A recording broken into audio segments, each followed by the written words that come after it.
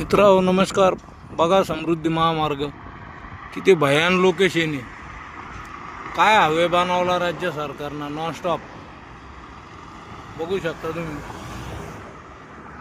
दोन्ही साईडला हा मध्ये पूल आहे आणि इकडे पण पा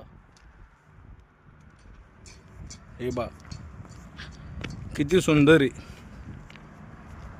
जिथपर्यंत नजर जाईन तिथपर्यंत रोडच समोर रोडच दिसतो. हे बा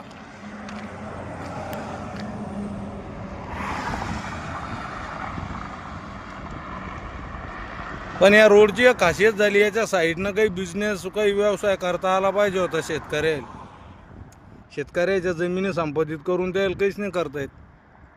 हे मोठं दुर्भाग्य आहे.